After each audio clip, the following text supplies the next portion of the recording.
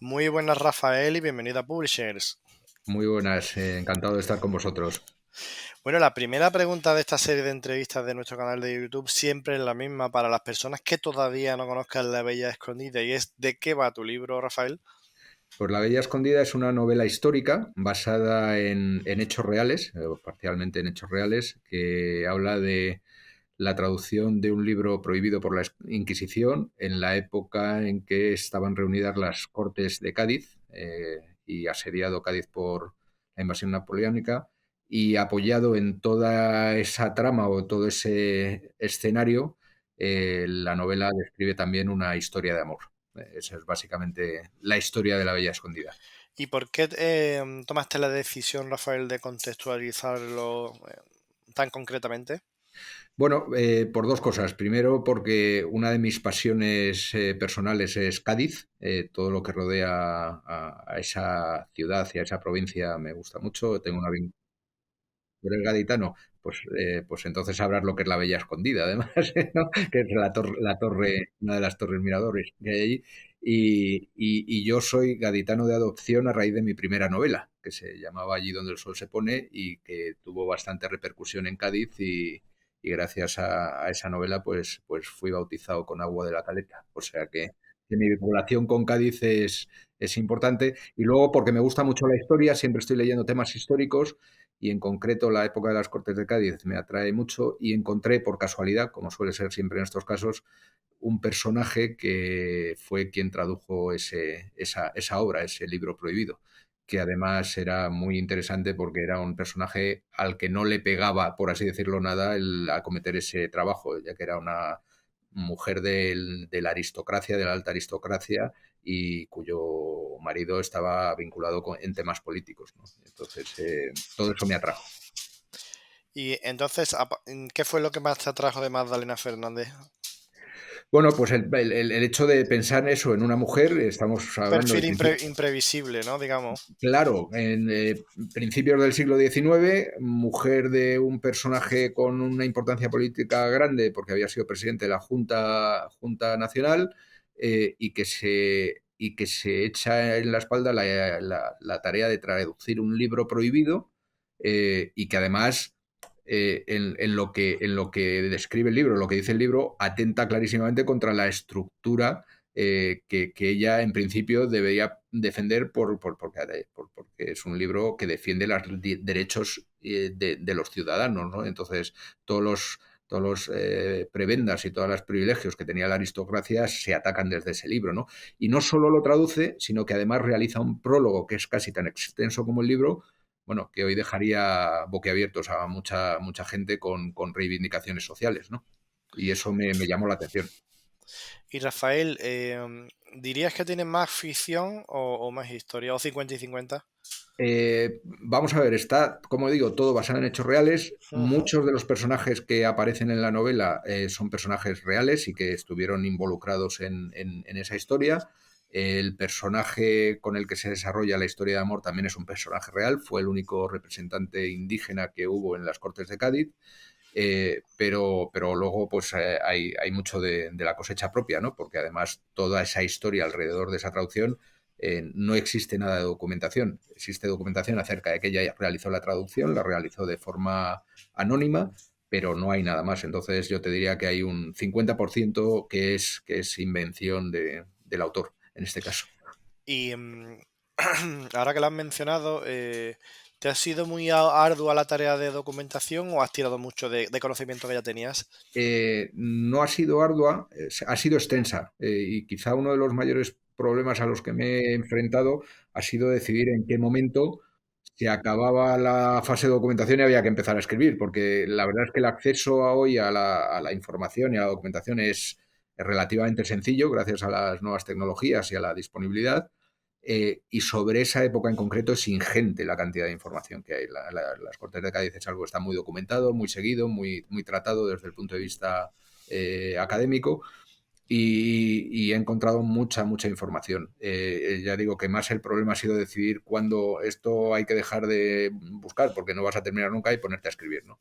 Claro, y bueno, el hecho de que la protagonista realizara su tarea desde el anonimato nos dice bastante, ¿no? De la situación del momento, ¿no?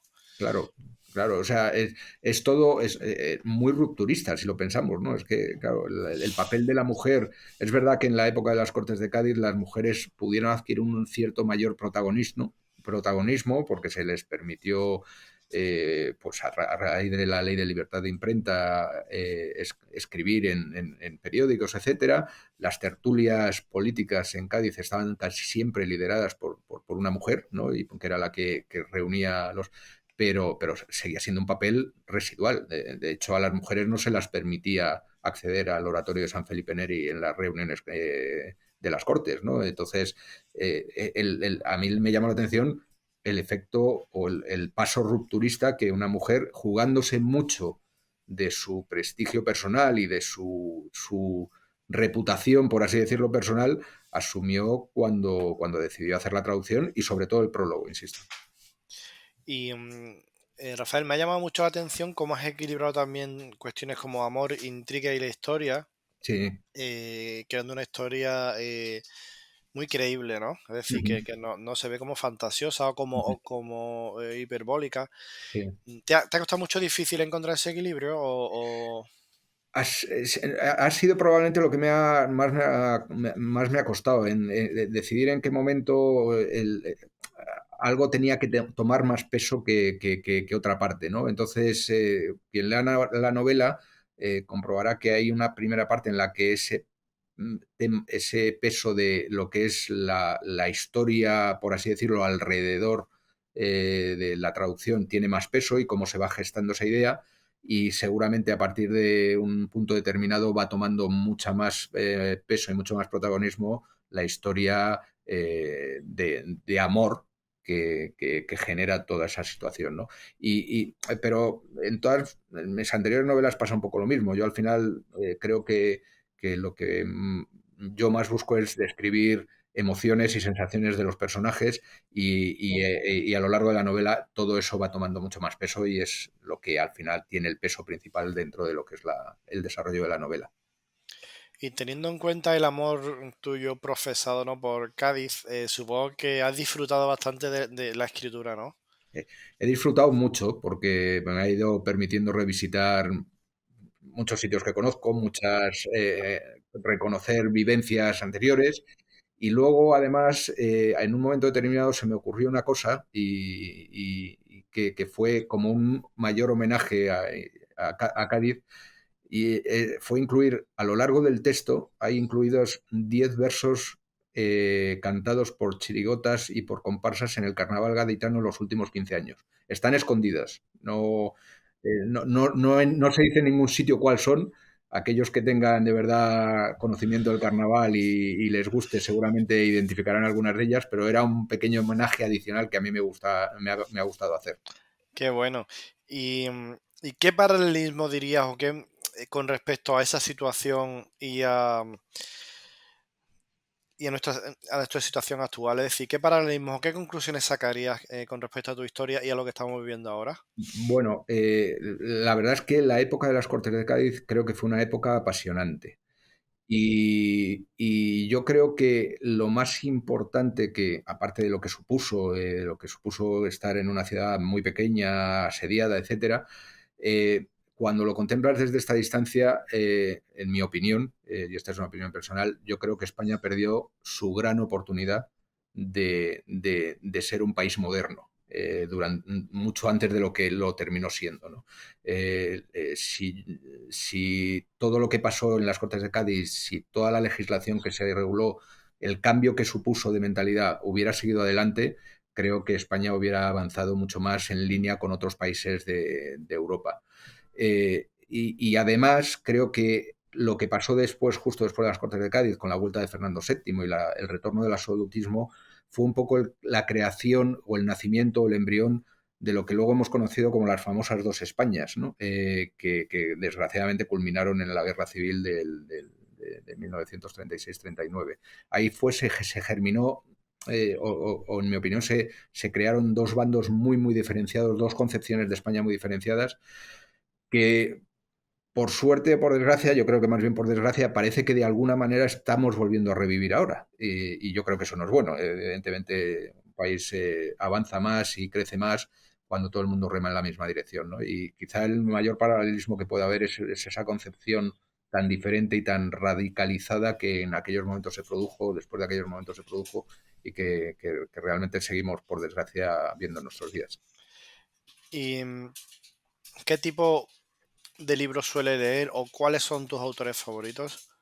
Bueno, la verdad es que me gusta leer casi de todo, pero bueno, y me gusta combinar normalmente obras más clásicas con obras más novedosas, ¿no? Eh, Mi libro de cabecera y mi libro de referencia, y hay dos libros que yo suelo releer periódicamente con el paso de los años. Uno es El Quijote y otro son Cien años de soledad. Eh, Algunos autores favoritos, pues Mario Vargas Llosa, creo que para mí es una de las referencias, y en un plano más de nuestro país, Almudena Grandes me parece una escritora fuera de lo común. Javier Marías, Juanjo Millás, no sé, la verdad es que me gusta leer de todo, ¿no? No tengo una predilección. Yo sí tengo una predilección por escribir novela histórica, pero no necesariamente es lo que más me gusta leer. Y, Rafael, ¿cómo está siendo tu experiencia con tu sello editorial? Pues bien, diferente. Yo había publicado antes con dos editoriales pequeñitas, en el que pues el proceso era muy diferente. Yo creo que en este caso Caligrama lo tiene todo muy bien estructurado, muy bien pensado, muy bien elaborado, y se dan los pasos de una manera muy eficiente. A mí me ha resultado de muchísima ayuda el primer informe editorial que me hizo la editorial. Me ayudó a recomponer algunas cosas, me dieron algunos consejos, unos les hice caso, otros no. Eh, Luego la corrección que han hecho ortotipográfica ha sido muy, muy buena, francamente también muy, muy buena. Y luego, pues hombre, hay cosas que quizá el trato más en directo con una persona podría ayudar un poco más, como todo el tema del diseño de la portada, etcétera. Pero bueno, ha funcionado todo muy bien. Hasta ahora, francamente, funcionando todo muy bien. Y aunque La Bella Escondida es novedad, ¿hay alguna opinión o alguna reseña que ya te haya llegado y que te haya emocionado especialmente? Bueno, he tenido un par de lectoras alfa a las que les ha gustado mucho la novela y han apreciado lo que hay dentro. Además, la combinación esa de historia y amor, y dos historias dentro de una misma novela, ¿no?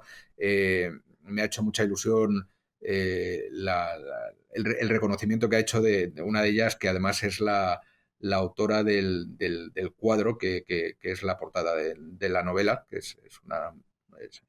evidentemente es amiga mía, con lo cual no sé si es un poco sesgada su opinión, pero sí decía que veía reflejado mucho de lo que ella conoce de Rafa en el texto de la novela, ¿no? Pues Rafael, muchísimas gracias por atendernos y enhorabuena por La Bella Escondida, un libro que desde aquí recomendamos fervientemente, así que muchas gracias y felicidades. Muchísimas gracias a vosotros, un placer.